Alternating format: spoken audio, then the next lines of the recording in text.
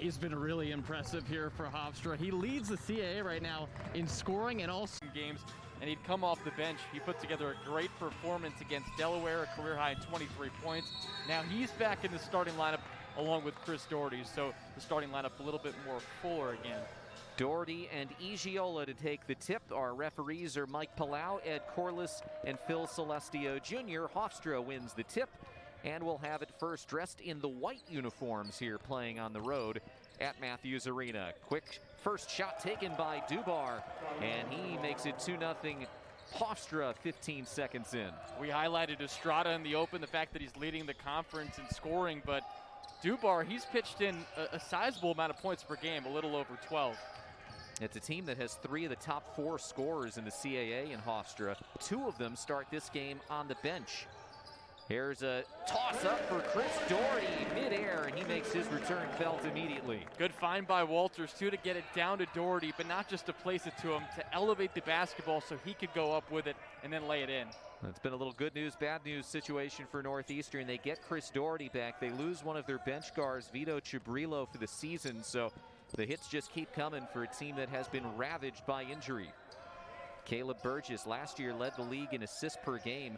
Now he's third on his own team. Here goes Estrada under the basket. Acrobatic take. Tsuka gets the board, and Doherty cleans up. And a key thing that you get back with Doherty in the lineup is his defense. That was great interior presence by him to make that shot difficult. Stuka kick out Telfort. Jogo gets it back. Timer 15 seconds left, and there's a foul by Igiola as Doherty collided with him just outside the paint. And with Doherty back in this game, the last thing you want to see in the early minutes is him hitting the deck, but thankfully he's okay.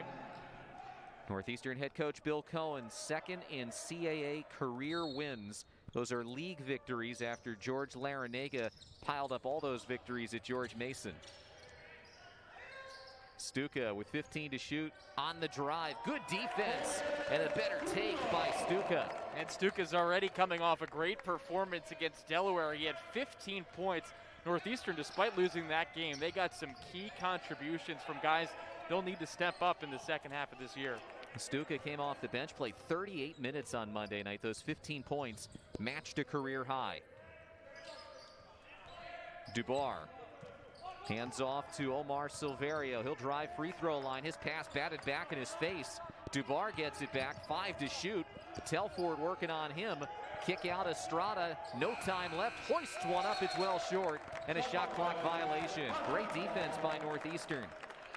There were several instances in which the Huskies closed out on a man with the basketball for Hofstra, and that last closeout ends up resulting in a shot clock violation. It was a risky one, too, for Walters because you don't want to commit a foul there, but he did just enough to get close and not commit a foul.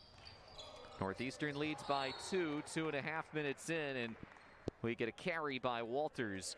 And a Northeastern turnover. That has been something that has really hurt Northeastern. The turnovers, and specifically the unforced turnovers.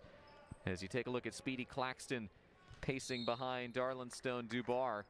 He saw it immediately. I think he made the call and maybe induced the referee's call, but they eventually got it right. Here's a 3. Silverio in the corner. Hofstra takes the lead. He's a deep threat. That's his 45th three-pointer of the season.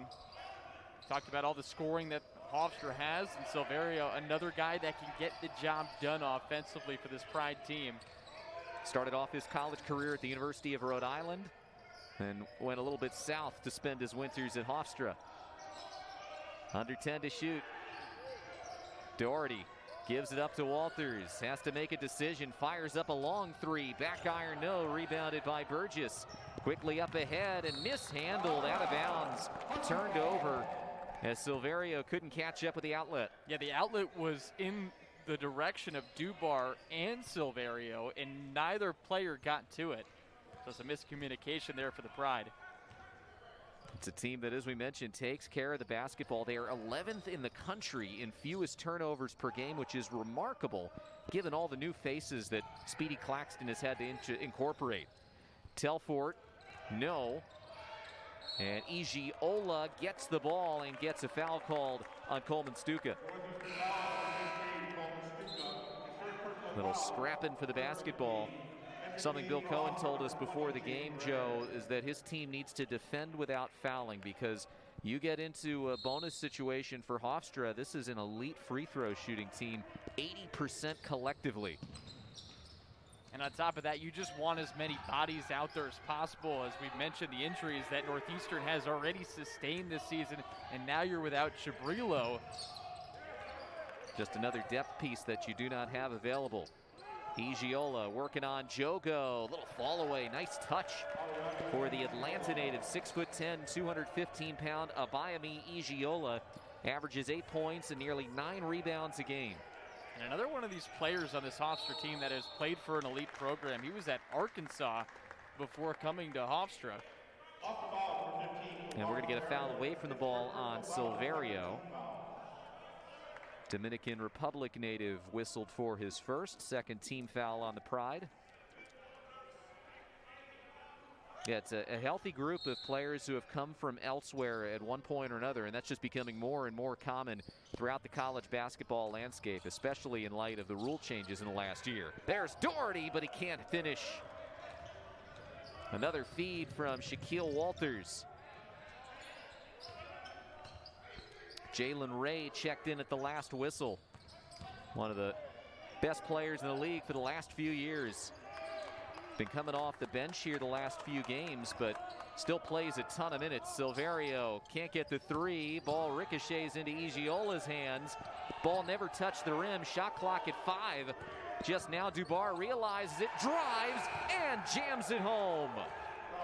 Darlinstone Dubar said, I'm going to do it all by my lonesome, and he just beat the timer. Great explosiveness there from Dubar, and it was a desperation attempt, really, with the shot clock winding down, but he thought my best chance to score is just to go to the rim, and he slams it home. Walters, tough three.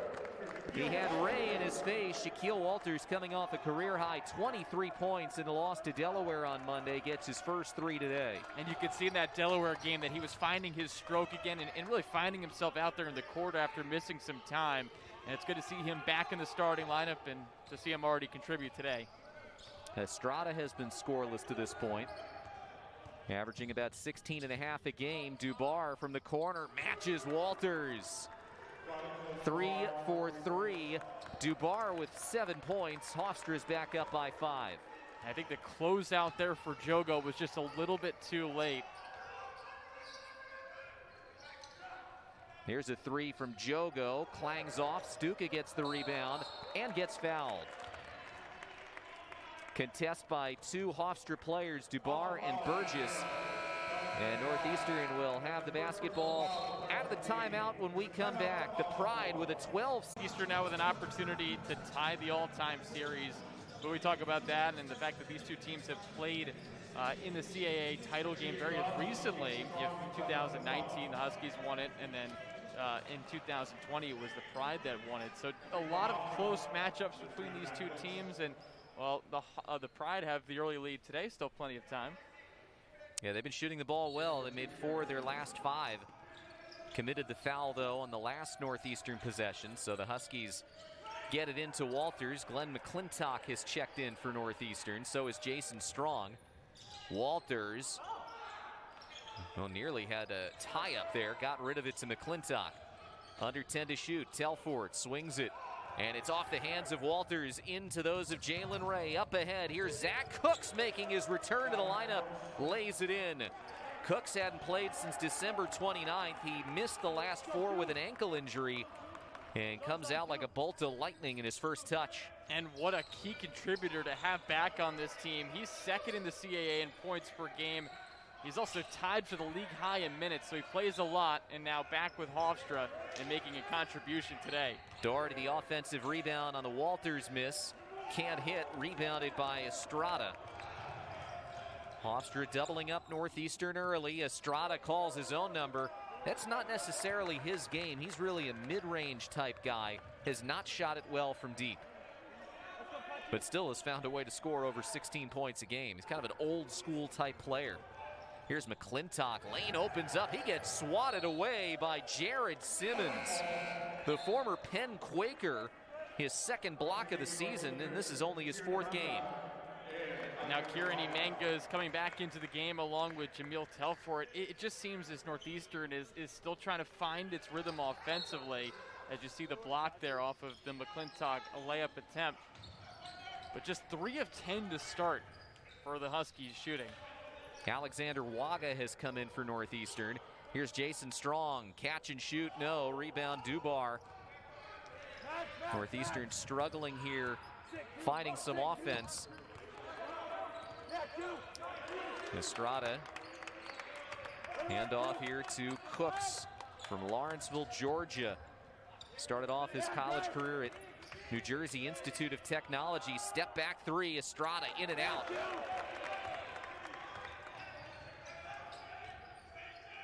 Estrada was also close by to start his collegiate career at St. Peter's in New Jersey. This will be a kick. Ball stays with Northeastern. I mean, you had a guy like Caleb Burgess last year, led the CAA in assists per game. He averaged 5.5 assists, and then he's essentially replaced some of his role from Estrada and Cooks. And those two are, you know, in the CAA, some of the best assist men. First for Estrada, 4th for Cooks. Burgess still up there. He's got, you know, close to 2.5 assists per game. But they know, Speedy Claxton said when his number gets called upon, we know that he's ready for it. Here goes Kieran Emanga, handoff, Waga. Alexander Waga coming off a career high 5 points in his first career start on Monday night. Gets his first 2 points today. And just a really nice job by Emanga to knife through the defense, create an opening for Waga, so when he got the basketball, he had a wide open lane to dunk that one in. Tough take, Dubar, rebounded though by Simmons, 3, and once again won't go down for Estrada, but another chance. Cooks, mid-range shot is pure. You know, the analytics tell you stay away from those mid-range shots, but it's really something of a sweet spot that Speedy Claxton says his team really works on. You know, they really try and get those 15-foot type jump shots, you know, where there are maybe some holes in the defense. Emanga tries one, but it's short. Ball flops into Jason Strong's hand, and he finishes. In the mid-range shots, it's sort of become a market inefficiency in basketball these days because the game is so predicated on three-point attempts. But if you have guys that can knock down those shots from inside the perimeter, it changes up how teams can defend you.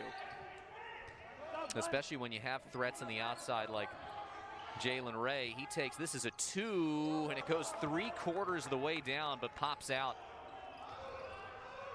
Northeastern can make it a 1-possession game as Shaquille Walters draws the foul. Darlinstone Dubar whistled for it, and that'll take us to a timeout.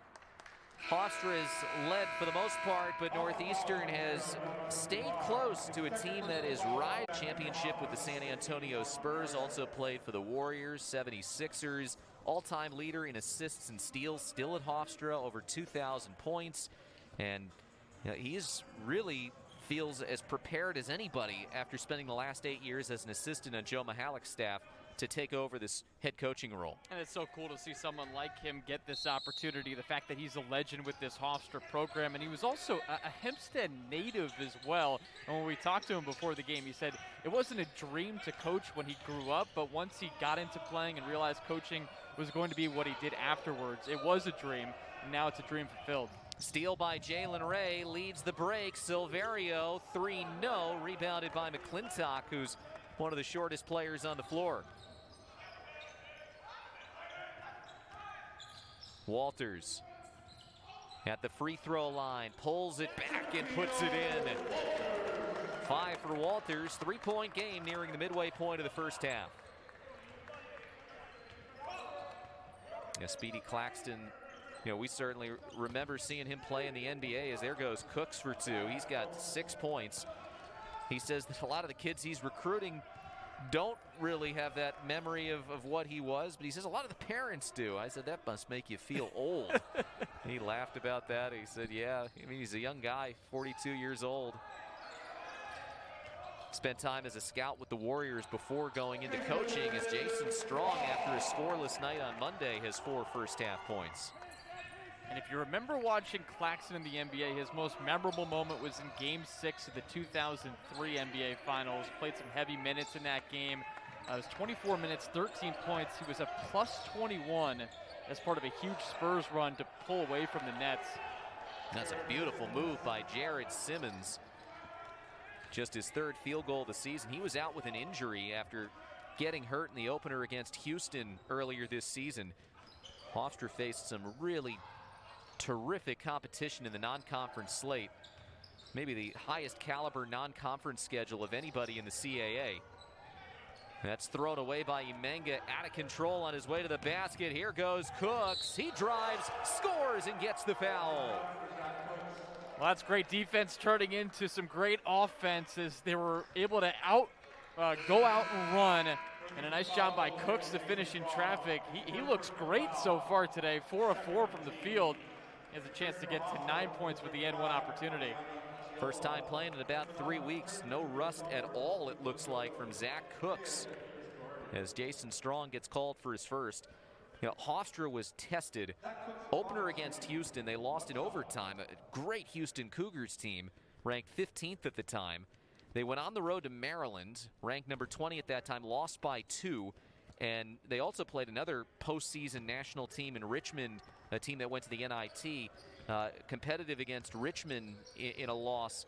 And the marquee moment came a win on the road against a nationally ranked Arkansas squad, another team that made the NCAA tournament and opened up a lot of eyes and really filled up this Hofstra program with a lot of confidence after the close calls against the earlier big guys. Walters into the paint, leaves it short, and that ball is gathered by Silverio. It's one thing to beat an SEC team when you play in the CAA, but it's another thing to beat a ranked SEC team, as Hofstra did in that game. Really, really impressive. Here's Estrada, the mid-range. His shot hasn't really fallen. Still scoreless at this point. Hofstra up by 8 with 8 to go in the first. Telford, he's been a little quiet, and good defense. That went out off of Telford. Initially, it looked like Phil Celestio Jr. was going to say it was Northeastern basketball, but it will be the Pride possession when we... And now in Northeastern's class, Hofstra. But no, really, that win was really impressive against Arkansas. And you talked about the non-con schedule that the Pride had. And that's what some teams are doing. They're making it difficult on themselves in that non-conference slate to be prepared for what's to come in conference action, to get a high seed in the tournament, and then, of course, prepare for the tournament to try to get to the NCAA tournament as a travel called. Jaquan Carlos just coming into the game, dragged the pivot foot, freshman from Brooklyn, playing in his 14th game of the season. And, one of the things that playing some of those high major teams has done for Hofstra, gets them ready for a game like this, where you face a Northeastern team that is considerably bigger, especially at the guard and wing positions, than a lot of other CAA teams. Huskies don't have that 6'10", 7-foot type presence underneath, but otherwise they're big everywhere else. As Jameel Telford, a little creativity, and just throws it up and in. And you talk about one of those big guards that Northeastern has, Telford at 6'7", it's just so athletic, and that was really a nice play because he had just jump stopped in the paint. Wasn't a lot going on, and yet was able to just throw it in with the left hand. There's an interception by Doherty, who's looked good since coming back off the injury. Jogo swings it out. Telford left alone at the top, in and out. And Igiola fouled by Doherty. Almost came up with the rebound, had it poked away, and that's the first on the Marlborough, Massachusetts native, Chris Doherty. We're seeing a similar game action from what we saw on Monday against Delaware for Northeastern, in that, it seems like the opposing team has outplayed Northeastern, and they have. They're up by 6, but you look at the margin, 6 points, that's just a 2-possession game. Northeastern far from out of it, despite the fact that Hofstra's been able to execute better, both offensively and defensively. Neither team has really been able to get it going from 3. Jalen Ray looks like he can make that shot in his sleep. First points for the graduate student from Virginia. One of the great three-point shooters in Hofstra history. Coming off the bench, and Speedy Claxton said he just likes him being able to watch the first few minutes of a game, get into a settle. Then he'll essentially play starters minutes, even though he has been coming off the bench. And he suspected that Jalen Ray will be in the starting lineup again at some point this season. Jogo late in the timer, scores off the window. Nice attack there from Jogo, found some open space. Here's a three by Cooks, and he nails it. Zach Cooks has 11 points. Make that 12 points, and Northeastern trails by 9. Cooks with 12 of the 16 points that Hofstra has from their bench players. What a return to game action for Cooks. Jogo scores, but it comes after an offensive foul. Telfort steamrolled Jaquan Carlos and then delivered the basketball. No basket. Cooks making a huge difference, though, for the Pride. 5 of 5 from the field, so he's been really efficient. Hofstra 12 of 22 now shooting in the game. Despite the fact that they haven't been able to knock down the three, the mid-range game has been exceptional so far for the Pride. Well, Cooks has always been a pure scorer going back to his time at NJIT. Here he is with the basketball, kicks it out to Carlos. He scored nearly 1,800 career points in his 4 years at NJIT. Ray, the three is short. Jogo gets the board off the bounce. Closing in on 5 minutes left before halftime, and Hofstra trying to build up a double-digit lead. Doherty a big two.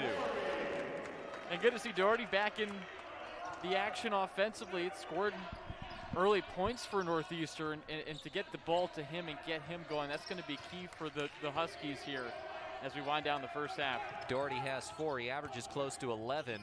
Ray kicks out Silverio with Jogo on him. Step back jumper, that's a 2, and Silverio knocks it down. He has 5 points. Averages 11.5 a game. Hofstra, they are such a balanced team. Just like Northeastern, a lot of players in double figures. Problem is, Northeastern hasn't always had those players available to them because of injury. And we get a foul on the perimeter against Carlos. Northeastern and Hofstra have been teams that have been affected by injuries this season, but Hofstra just seemingly has had a little bit more in reserve. When one guy goes down, there are others that step up, like Estrada when Cooks was out.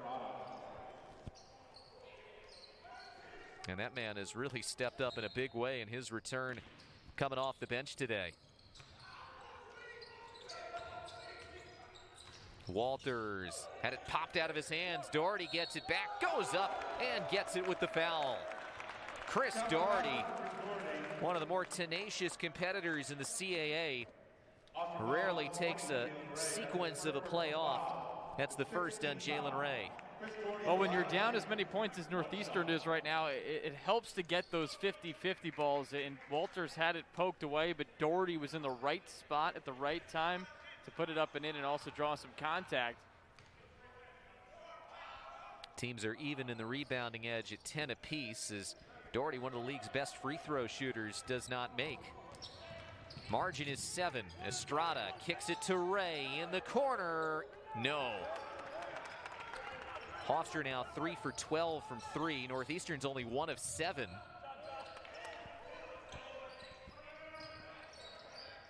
Jogo stops at the elbow. Out to Walters. Still plenty of time to shoot here for the Huskies. Doherty working against Simmons. Can't finish. And he made the right move on him. He just couldn't get the shot to roll in. And you saw a little grimace on his face because you know he had an open opportunity. Got an offensive foul, moving screen on Jarrod Simmons. And Northeastern will have it when we come back. Hofstra by 7. Northeastern trying to hang in there against Chef's Delight this afternoon with 12 points. And in basketball, you can never have too many Cooks. And Zach Cooks, just for him, he's already been really impressive today. 12 points on 5 of 5 shooting. And he came into this game averaging a little over 16 points per game. But what a luxury it is for Hofstra to have Cooks and Ray come off the bench and not even feel too concerned about it. Jamil Telford in the paint left it short. Rebound falls into Estrada's hands, and Hofstra's been in pretty good shape without Estrada contributing in the scoring at all. And Jalen Ray has 2 points. If you were to tell Speedy Claxton that, with this little time left that he'd have a now 9-point lead. He'd feel pretty good as Estrada does get on the board with his first two. It's a 9-point Pride advantage. This is a showcase for the rest of the conference that the Pride are really going to be a problem. There's a steal by Cooks, but he stepped on the boundary. He had an open look. If he made it down the floor, Doherty was in pursuit. But Northeastern gets it off the turnover. Just feels like the Huskies, as has so often been the case, just a little bit off. And, you know, I think that goes to the lack of time that they have had to practice together, gel together. And while they have most of their players available for this game, you know, Doherty hasn't been able to practice much after the injury he suffered a week ago. Walters is still working himself back into playing shape after missing a month. Walters has it. Ray on him, 4 to shoot. He's got to make a decision, lets it go. It's short, rebounded by Silverio. Cooks on the drive, pass strong, no, rebounded by Walters. Huskies in transition, in the corner. This is Stuka. Rebounded by Doherty. And Walters will slow things down. And on that cohesion note, Alex, the fact that this is the 10th consecutive different starting lineup for Northeastern just goes to show that this team just hasn't had really any continuity on the court because so many guys have been in and out due to injury. Looked like Estrada partially deflected the shot from Emanga. Looked like an easy 2 for Emanga, and there's Estrada. That's a patented shot for him. He loves working in that 12 to 17 foot range just inside the arc.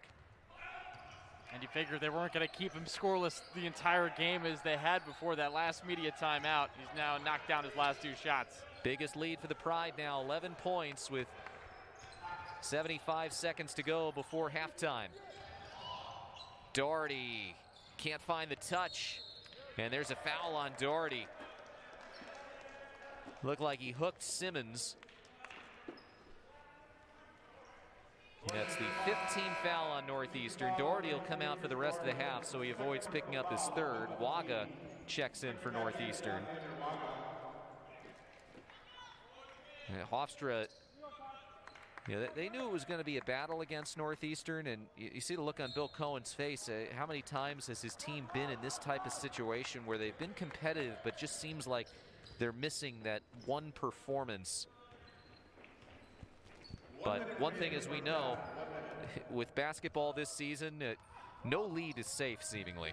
Yeah, and for Northeastern, they've shown fight. They've shown a lot of fight, even in the games they've been down. As we saw on Monday against Delaware, they were down for pretty much the entirety of the game, and yet they were able to stay in it and claw their way back. So that's the key over the last 40 seconds. Get a stop here and get some points to cut this to single digits. Pass is blocked to Silverio. He'll drive. Good defense by Waga. About a 1.5 seconds difference between the shot clock and the game clock. We'll see if Northeastern plays this all the way down. Trailing by 11. Burgess working on Walters.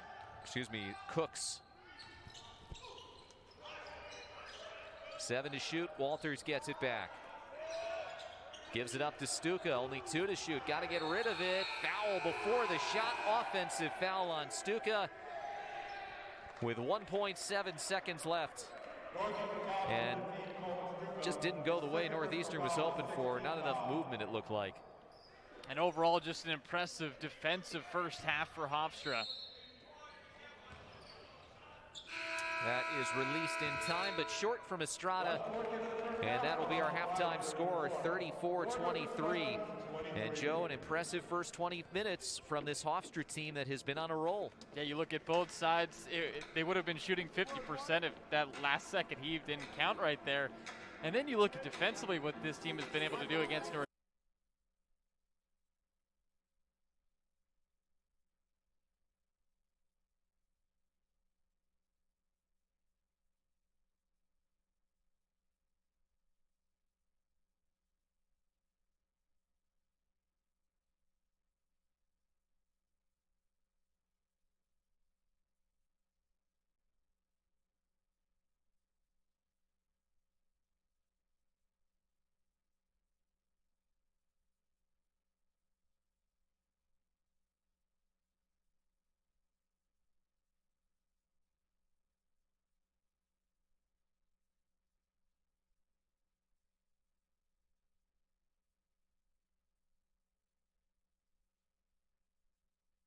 you could join us on this CAA matinee special. Pride and the Huskies meeting for the 52nd time. They first met way back in the 1949-1950 season. Didn't meet again, though, until the mid-90s, a long layoff, and they have been regulars on each other's schedule ever since, first in the America East Conference and then eventually in the Colonial. Back underway, Northeastern in the gray uniforms, Hofstra in white this afternoon. Huskies are 0-6 in CAA play. Hofstra is 3-2, 11-7 overall. Jameel Telfort faces the double team. They find the open man, Jogo with 3. Offensive rebound, Doherty. Right back to Jogo. Stuka in the corner, coming off a career-high 15, and he drains the triple. And a big offensive rebound there for Doherty, because that was a wide-open look for Jogo. You don't get that shot to fall, and if you come up with nothing, obviously a little bit of a blow, but good on the Huskies to get that rebound and then convert a 3 after that. Nice look there for Stuka in the corner, who knocked it down. Silverio's 3 brought in by Doherty. A miss from in close by Telfort, rebounded by Jogo. Gets it back in the corner. Walters had 5 points in the first half. Telfort from the same spot as Stuka a moment ago. And Jameel Telfort, a quiet first half.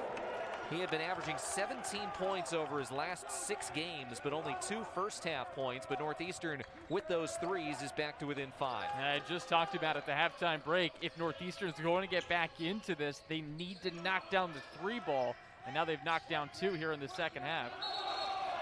There's a travel as a little stumble by Darlinstone Dubar, who got off to a hot start with 7 early points. He commits the turnover. That is the 7th Hofstra turnover today. They only average 9.9 as a team. One of the lowest numbers in the country. Walters. Just in front of the elbow, turnaround won't go. Doherty pats it in the hands of Estrada. He's off to the races. Leaves it off Burgess. Inside, that's Igiola, and he draws the foul. Good recovery, though, from the Huskies. It looked like it was going to be a fast break opportunity for Hofstra. They got a couple bodies back, though, to at least stifle that. And now 2 free throw opportunities here. But you like what you've seen from Northeastern here in the first half, because you come out of that halftime break, you're down by 11, you need some momentum to come your way, and you knock down 2 quick 3-pointers to cut the deficit. Just make it feel a little bit more manageable. That foul was on Jogo. Bayami Igiola, who's a 72% free throw shooter, born in Nigeria, played his high school basketball in Atlanta, and now his college basketball on Long Island. Makes both free throws. Started off his college career at Stetson, then played 2 seasons at Arkansas. One of those seasons he sat out because of the previous transfer rules, so he only played 1 season for the Razorbacks and then beat his old team last month. That was in North Little Rock. Doherty underneath, tries the reverse and gets the bounce. And I like that Northeastern went back to him, because, again, there were a lot of open looks in that first half that he just couldn't connect on. Nice nifty move there from Doherty. Estrada on the drive draws the foul. It's a little slow to get up, but a couple of teammates rush on over to lift him. That foul goes on Shaquille Walters, his first personal. And free throws for the former Oregon Duck, Aaron Estrada. When he was playing at St. Peter's, he was the Metro Atlantic Athletic Conference Rookie of the Year, 3rd team All-Conference and part of the rookie team. Speedy Claxton says he's really a 3-level scorer. Even though the 3-point ball has not necessarily been there for him, he's a guy who can occasionally knock down the 3, but can also drive to the basket in addition to the bread and butter, that mid-range game that he has shown so often this year. Yeah, he's about 25% from 3-point distance, but he's still knocked down 23 pointers this year, so he's not afraid to attempt those opportunities. And sometimes you just need that. You need a player that they might know that they're not a great 3-point shooter, but they're still willing to take those chances to open up the offense. Stuka underneath, a little too strong. Doherty's tap in won't go. Rebounded by Dubar. By the way, that was only the 3rd missed free throw by Estrada all season. He was at over 95% prior to that 1 for 2 at the line. So rare missed free throw for a team that has been elite at shooting free throws this season.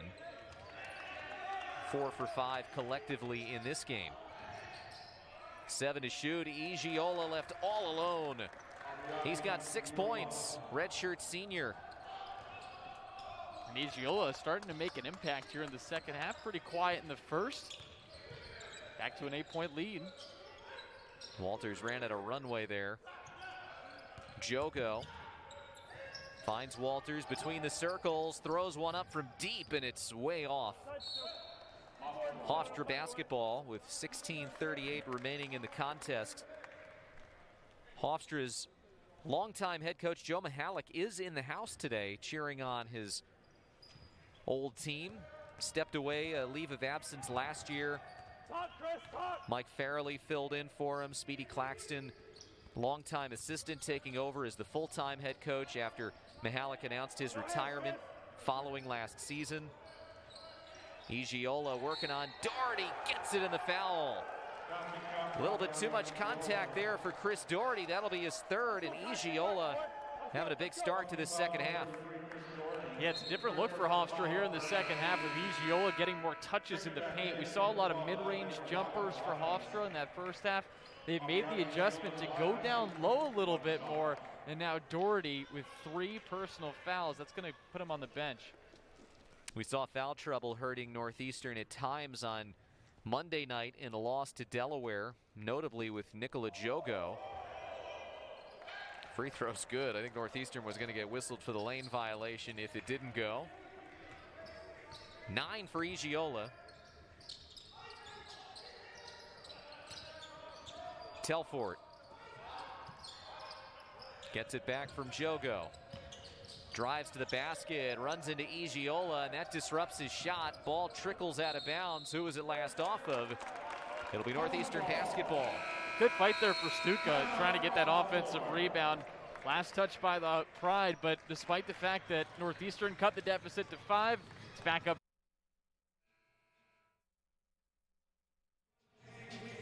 Without a doubt, the last half decade or so has been a golden era for Northeastern men's basketball, but can't last forever. You see, this is the longest losing streak in 11 years for Bill Cohen's program. He was here for that losing skid, was able to come out of it over the next few years, as returned to play in a whistle foul away from the basketball on Igiola. But, other than the shortened season last year, Northeastern, the only CAA team to win 9 or more league games in the previous 9 seasons. I mean, they were as consistent as they come, always seemingly finishing at worst at 500 in the conference. All you have to do is look up at the banners here at Matthews Arena to see the recent success that Northeastern's had. This is definitely an unprecedented stretch for this program over the last decade. Stuka, another offensive rebound, and Walters gets tripped from behind by Silverio. He's tagged with his second foul.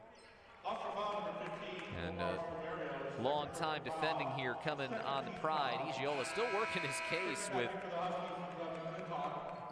Mike Palau and Ed Corliss and Phil Celestio Jr. on that previous foul call. Fresh 20 seconds on the shot clock for Northeastern. Glenn McClintock checks back in for the Huskies. Jogo. Waga gives it right back to him. Jogo on the drive with a left hand, left it short, and a foul on Northeastern. It looked like Waga coming in late. And that's his first. Waga from Milton, Ontario. He played high school basketball with Stuka, both from a similar part of the Canadian province of Ontario, played with each other as high schoolers and now at the college level, so a little bit of continuity. Bill Cohen has been unafraid to mine Canada for its really developing high school basketball talent that you've seen throughout the sport. And hey, it's always an easy sell even to come to a place like Boston, which has cold winters. Any Canadians going south to play their basketball, as there's a travel against Waga to give it back to Hofstra. And Northeastern, unfortunately, on another one of these scoring droughts. They haven't scored over their last 3 minutes. Yeah, they went on one of these going into halftime, and Fortunately for them, they haven't let Hofstra build the lead anymore since the last media timeout. But at some point, the offense and the execution has got to come along for Northeastern if they're going to come back in this game. Boy, Aaron Estrada, he looks as comfortable hanging in the air as anybody there as he finishes, has the chance for the and one. And he's starting to find his scoring touch. It was a slow start for him. 0 of 6 to begin this game. He's now 3 for his last 5 from the field as Joe goes whistled for the personal foul. So not a good sequence there by Northeastern as they turn it over, and Hofstra comes and collects, scores, and has a chance now for 3. And despite the 1-for-2 trip at the free throw line his last time, Estrada is as automatic as it gets here, as he has a return to form. He went out to Oregon last year, only played in 9 games. Everybody had a weird season last year. Northeastern be first among those to tell you after the couple of shutdowns that they had in February due to COVID, the late start, and just the shuffling of everybody in and out of the lineup throughout college basketball, but came back to the East Coast, has found a ton of success here at Hofstra. 4 to shoot for Strong. Won't go, and it falls into the hands of Simmons. And Estrada's the guy that Coach Claxton clearly feels comfortable having out there on the court. He plays heavy minutes. In fact, he's played 40 minutes in each of his last 4 games coming into this one.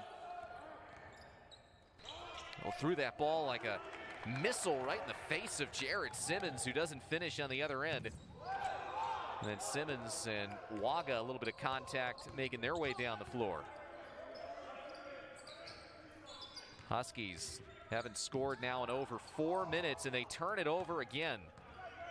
Good hands by Simmons to just get it in the basket and get that steal. Ray, way short. Jalen Ray is looking to join a little bit of history with his next 3-pointer. He's had a quiet day, only 2 points. He averages 15.5 a game. 4th in the conference. Strong kicks it. Stuka, quick release 3, no. Shot hasn't quite been falling for Stuka this season with the regularity. Of course, the injury that he suffered early in the season has been a big reason for that. And again, the lack of continuity. Cooks lines one up. Both teams get a little bit cold here from the field. And Northeastern's just looking for something offensively. Stuka on the drive, hits it. That's 7 for Coleman Stuka. 3 balls now working. Put it on the floor and go to the basket. And a little bit of life again for this Huskies team. They had gone 5 minutes without a basket until that layup from Stuka. Now down by 12, still plenty of time to get back into it. Yeah, they had missed their previous 8 shots. Dubar working on Strong. Gives it back out to Cooks. He'll make his way to the basket. No, gets the rebound and gets fouled. Boy, it's so tough to keep track of Zach Cooks, If his head coach hadn't already taken the nickname, you could get a speedy nickname for Cooks with the way he darts around the floor. Speedy 2. Yeah. The sequel. Well, reviews are in. The sequel's pretty good for Zach Cooks in his first year, and what'll, unless anything unforeseen, his only year with Hofstra after a 4-year outstanding career with NJIT. Cooks at the free throw line this season, a 73% shooter. It's his first point of the second half, 13 on the day. But smallest guy on the floor, and somehow he ends up with the ball under the basket. Right place, right time, and he's just so efficient from the field. It helps to have scorers, but it also helps to have guys that really take advantage of the shots that he gets. And he came into this game shooting 42%, but we've seen that mid-range game really be effective for him today. Leads all scorers with 13 right now. This match is the biggest lead for Hofstra today, 14 points. McClintock working around Waga's screen, calls his own number, rebounded by Estrada. Pushing it in transition. Good hands by Telford. Up ahead to Strong on off his fingers. Just a step out too far in front of Jason Strong. And a difficult shooting, and Northeastern just 3 of 14 from downtown as well. So everything Hofstra's doing defensively has really been effective against this Huskies team. Meanwhile, Hofstra has not hit a field goal in the last 3 minutes. Northeastern 1 of its last 10, Hofstra 0 for its last 4. So, you know, as long as Hofstra maintains this lead, they don't mind if the shots aren't falling with the way they're playing defense. Cooks finds an all-alone Simmons with a one-hand flush. Jarrod Simmons played in 70 games for the Penn Quakers over his 3 seasons there. Earned a degree in communications at Penn, working in a degree for masters in sustainability right now at Hofstra. New season high for him. Again, it's only his 4th game. He missed significant time with an injury as Telfort hoists one up and draws the foul. He'll go to the free throw line. The foul on Jalen Ray, his 2nd personal. Jarrod Simmons comes from an athletic family. His father was a track star at Seton Hall, actually ran at the Penn Relays and won a title there. I don't think Simmons at 6'8", 215 doesn't have that prototypical sprinter's body, but obviously athletic enough to run up and down the floor over his college basketball career. Yeah, it seems as though he's picked the right sport for his body. And what makes this Pride team just really fun to watch is the fact that it seems as though there's so many different contributors and guys are knowing their role and playing to that. Simmons being another one in this game. All these guys coming from different programs. We've mentioned a lot of names and then have rattled off where they previously played, yet they've all come into this program and have found ways to contribute in their own way. Pride are in control, up by 14 as we get close to the midway point of the 2nd half. Even though they have not exploded offensively, maybe that'll change now. Aaron Estrada has been cold with the 3 today, but drains his first one there, makes it a 17-point Hofstra lead.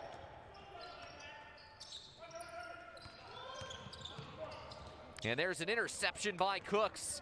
Leads the break the other way. Cooks all the way. Too strong. Estrada the rebound and the stick back. Bill Cohen wants a timeout right now. Win in the conference. Yeah, so the road doesn't get that much easier for Northeastern, at least in the next week or so. And they'll have a game against Charleston, but they'll try to fight back into this one, down by 19 against Hofstra. Jason Strong out of the timeout does not hit the 3.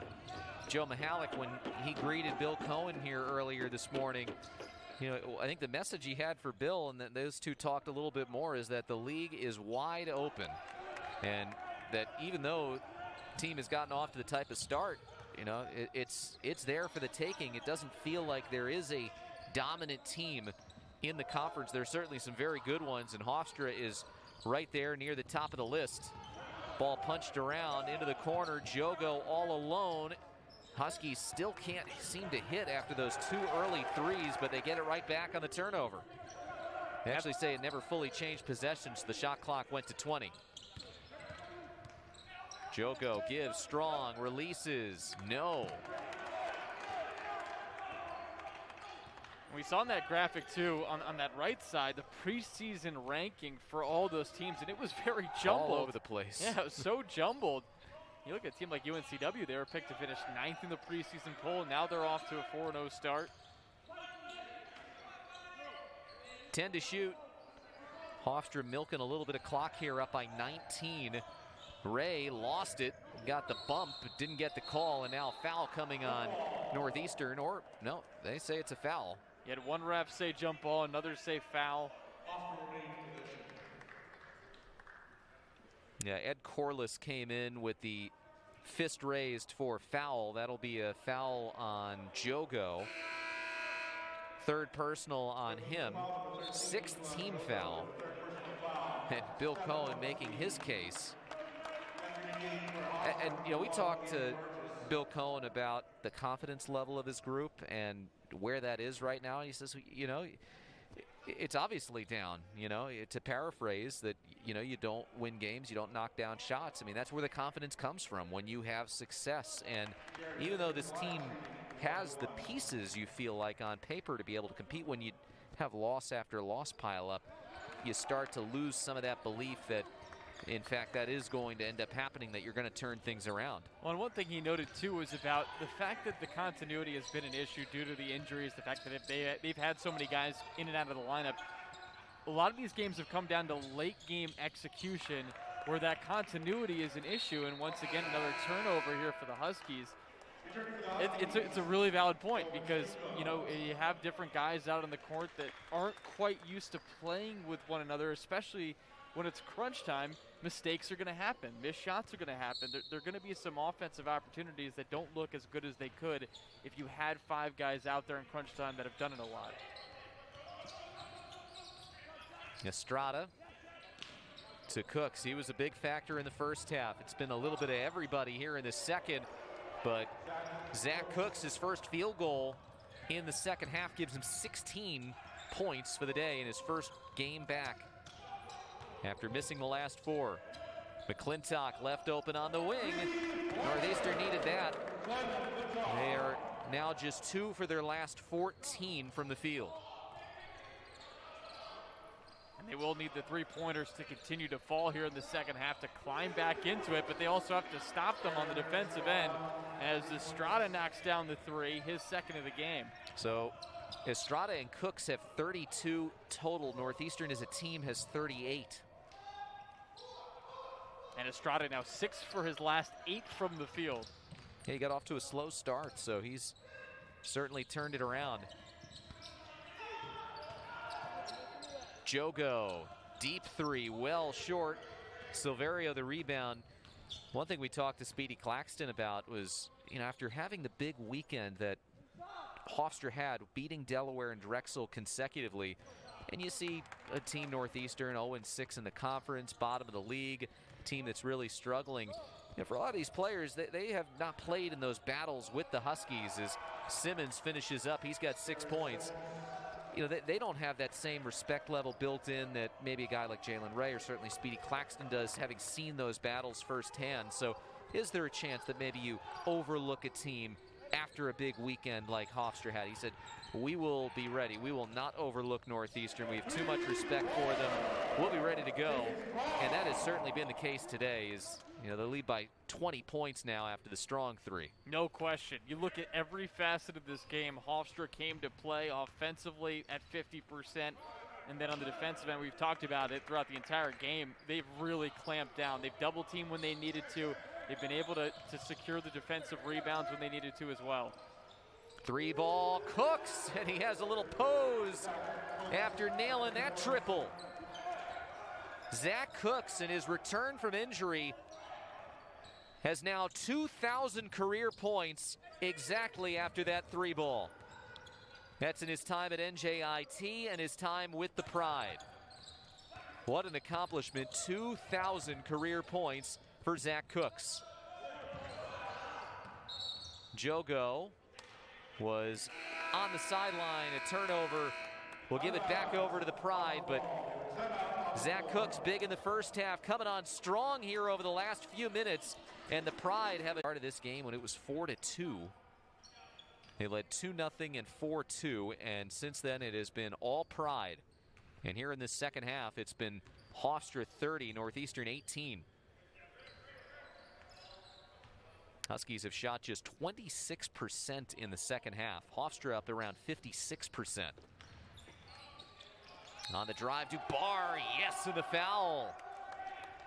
Strong did everything he could to get in his way, but Darlin Stone Dubar has a chance to get to 10 points with the free throw. Former Iowa State Cyclone. Another one of those new imports that's come into Speedy Claxton's team.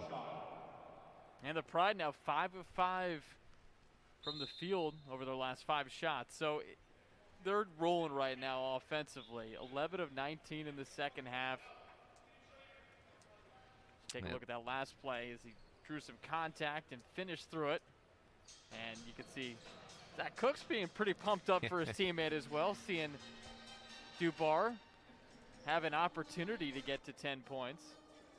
The reason for a delay is I think Jason Strong needs to get treated by the trainer for some blood after that foul. And we'll have the free throw coming up for Darlinstone Dubar in just a moment. Chris Doherty will come back in. Kieran Emanga as well for Northeastern.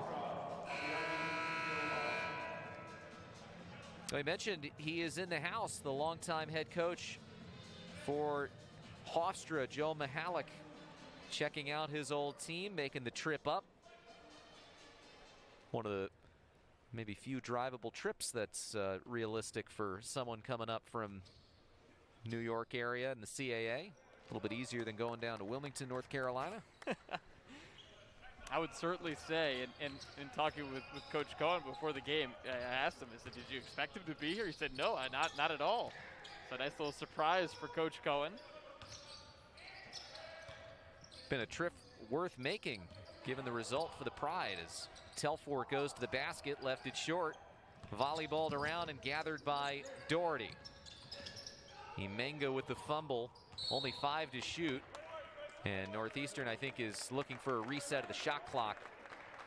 But there was a foul away from the play. Bill Cohen was spinning his hand around saying reset, but it'll reset on the foul. That's Igiola's third.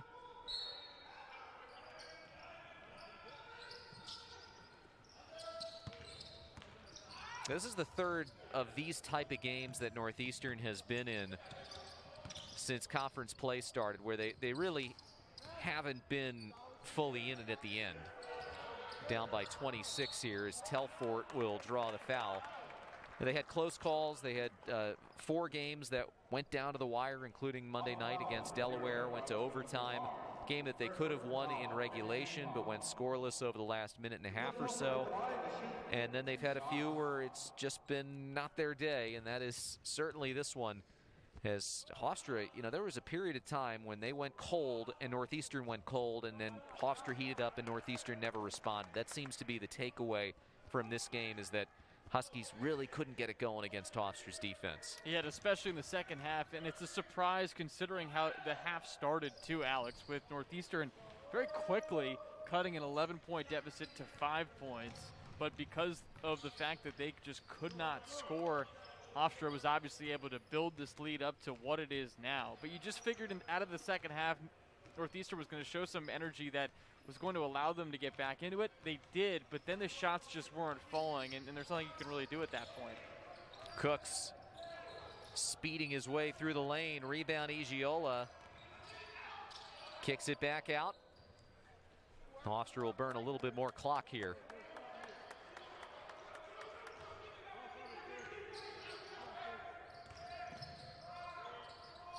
Cooks gets it with 4 to shoot, drives on Stuka, hit the window, never drew iron, and a shot clock violation will turn it back over to Northeastern and take us to a timeout. Pride are getting set to put the finishing touches on a blowout win in Boston.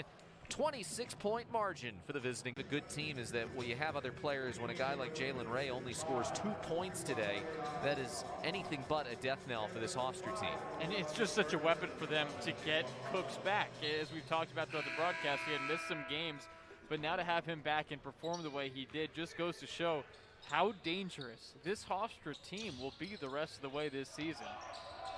And if they make it to the NCAA tournament, they've already shown that they can be a threat to win a game or two. Doherty spinning through the lane, scores. He's got double figures with 10 points.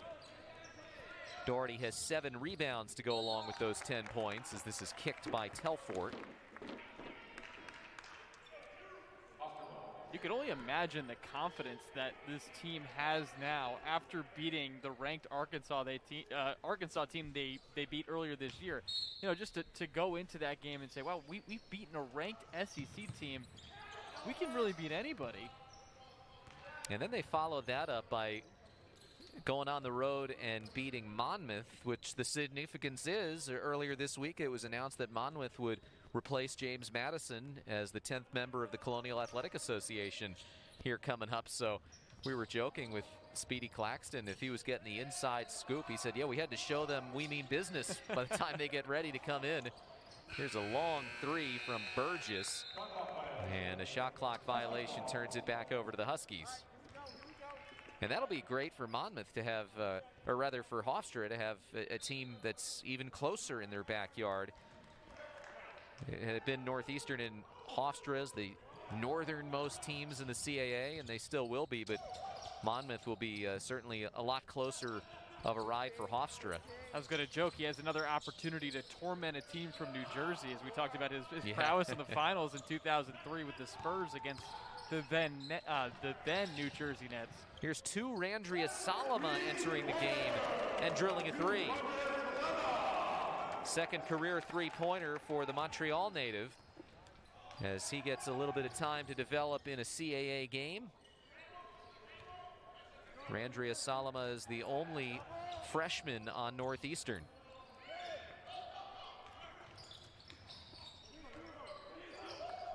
Darlin Stone Dubar with it. 10 seconds as we approach 2 minutes to go in a game that has been all Hofstra. Burgess, the runner is good. First points for Caleb Burgess.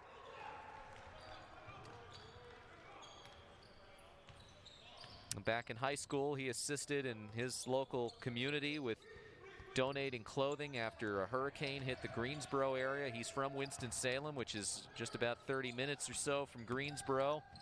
Big part of that humanitarian effort. Northeastern keeps it alive. Randria Salama. Walters. Well, one of the positives for Northeastern has been the return of Chris Doherty here this afternoon, Joe. And you know, when he went down with an injury a week ago against Drexel, it did not look good, and it didn't look good when he showed up to the game against Delaware with a boot on his right foot. You're wondering, one of the Northeastern's mainstays, is he going to play again this season? Well, fortunately, that question has been answered, and while Northeastern's on the short end of the scoreboard here, a key guy to get back, and hopefully they can keep him healthy. Yeah, and he played well today. 10 points, 7 rebounds. He got into some foul trouble early in the second half, but I think a big reason why he was on the bench for a significant amount of time in the second half was also the fact that he had just come back from that short time on the bench with the injury. But it is great to have him back. That's a guy you need down the stretch here in CAA action to get back into the standings after this hole that they've built for themselves, as they're going to fall to 0-7 in CAA play. He's just such a big part of this team, as we saw in the first half. Telfort picks it up, puts it back in. Get the margin a little bit closer here as we tick down toward 40 seconds remaining. Yeah, Northeastern will remain winless, and you thought maybe about a week ago that being able to play 4 games in a row at home against conference opponents would be maybe enough to stabilize this team, and that has not been the case here. 2 close losses to Drexel and Delaware, and then a lopsided one today against Hofstra, a team that is looking as good as any in the CAA this season. So it'll be Husky basketball with the shot clock off and 13 seconds remaining. There's still some time in the season. It's slowly dwindling, but they bring in a UNCW team that is definitely beating the projections that a lot of people had for them this year, being 4-0 in conference play, so a chance to rebound in just 2 days. Telfort comes up empty on the 3, and Hofstra will dribble it out after a 22-point victory today at Matthews Arena. The final score, Pride 72, Huskies 50, and they put their foot on the gas pedal a couple of minutes into this second half and never took it off. Yeah, the second half really proved to be the difference, and it was just a continuation of shooting woes for Northeastern. They didn't shoot the ball that well in the first half, and then in the